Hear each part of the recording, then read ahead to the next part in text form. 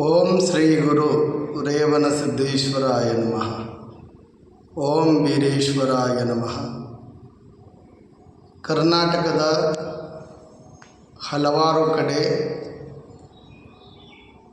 ಹೆಚ್ಚುತ್ತಿರುವ ಕುರಿಗಾರರ ಮೇಲೆ ದೌರ್ಜನ್ಯ ಮತ್ತು ಅತ್ಯಂತ ಭಯಾನಕವಾದಂಥ ಕೃತ್ಯಗಳು ನಡ್ಕೊಂಡು ಬಂದಿದೆ. ಅದು ಧಾರವಾಡ ಜಿಲ್ಲೆಯಲ್ಲಿ, ಬೇರೆ ಜಿಲ್ಲೆಗಳಲ್ಲಿ ಕುರಿಗಾರರ ಮೇಲೆ ಭಾಳಷ್ಟು ಘಟನಾವಳಿಗಳು ಶಾರೀರಿಕವಾಗಿ ಮತ್ತು ಮಾನಸಿಕವಾಗಿ ಅನೇಕ ಕೃತ್ಯಗಳು ನಡೆದಿದ್ದನ್ನು ಈ ಸಂದರ್ಭದಲ್ಲಿ ನೆನಪು ಮಾಡ್ಬೋದು. ಆ ಸುದ್ದಿ ಇನ್ನೂ ಹಸಿ ಇರುವಾಗಲೇ ಮತ್ತೊಂದು ಅತ್ಯಂತ ಭಯಾನಕ ಮತ್ತು ಕ್ರೂರ ಘಟನೆ ಕಲಬುರಗಿ ಜಿಲ್ಲೆ ಆಳಂದ ತಾಲೂಕು ಖಜೂರಿ ಗ್ರಾಮದಲ್ಲಿ ನಡೆದಿದ್ದು. ಕುರಿಗಾರ ಪಾಂಡು ಸುಳ್ಯ ಎಂಬಾತನ ಮೇಲೆ ಅತ್ಯಂತ ಕ್ರೂರ ಕೃತ್ಯ ನಡೆದಿದೆ. ಆ ಖಜೂರಿ ಗ್ರಾಮದ ಆರೋಪಿ ಅವನು ಮೂಲತಃ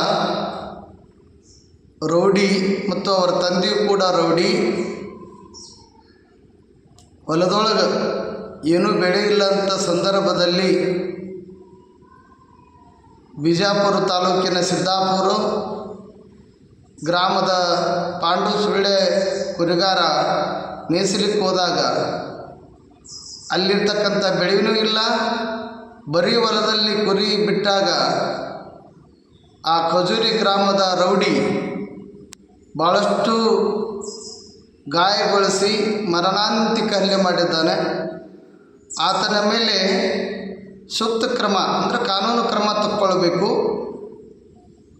ಗಲ್ಲು ಶಿಕ್ಷೆ ಅಂತ, ಮರಣದಂಡನೆ ಅಂತ ಆ್ಯಕ್ಟನ್ನು ಹಾಕಿ ಅವನ ಗಲ್ಲು ಶಿಕ್ಷೆ ಕೊಡುವಂಥ ವ್ಯವಸ್ಥೆ ಆಗಬೇಕು.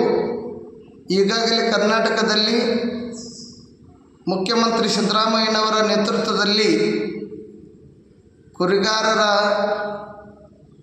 ಹಿತವನ್ನು ಕಾಪಾಡುವಂಥ ಒಂದು ಕಾಯ್ದೆ ಕೂಡ ಜಾರಿಯಲ್ಲಿರುವುದರಿಂದ ಕಠಿಣಾತಿ ಕಠಿಣವಾದಂಥ ಶಿಕ್ಷೆಯನ್ನು ಅವನಿಗೆ ಒದಗಿಸಬೇಕು. ಇಲ್ಲದಿದ್ದರೆ ನಮ್ಮಂಥ ಸಾಧು ಸತ್ಪುರುಷರು ಬೀದಿಗಿಳಿದು ಹೋರಾಟವನ್ನು ಮಾಡಬೇಕಾಗ್ತದೆ. ಅದು ತಾಲೂಕು ಆಡಳಿತ ಇರ್ಬೋದು, ಜಿಲ್ಲಾಡಳಿತ ಇರ್ಬೋದು,